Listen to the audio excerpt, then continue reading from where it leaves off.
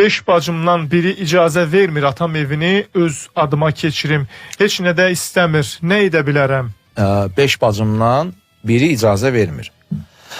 Digər 3'ü icazə verir. Belə bax, deyək ki, bunun xeyrinə götürə bilir. Belə olan halda.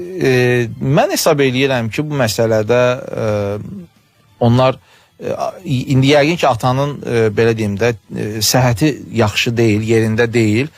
Artıq bunu zamanında həll eləmək.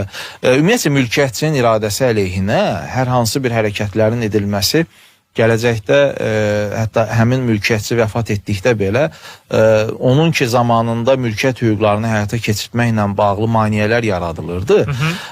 Bu digər vərəsələrin həmin vərəsəyə qarşı gələcəkdə ləyaqətsiz vərəsə elan olunması ilə bağlı məhkəmə iddiasının qaldırılmasına gətirib çıxarda bilir.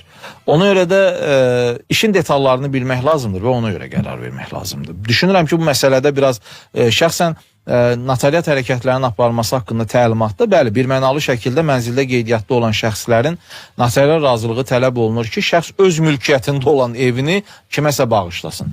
Mən bunu məqbul hesab eləmirəm. Çünki mən əgər mülkiyyətçiyəmsə, Ata deyək ki, yoxdur. Ata vəfat edib deyək ki, burada artıq vərəsəliklər var. Vərəsəlik artıq burada digər 3 bacı razılıq verirsə, öz paylarını belə deyim də, həmin digər vərəsənin xeyrinə güzəştə gedirlər, miras əmlakından əl çəkirlər.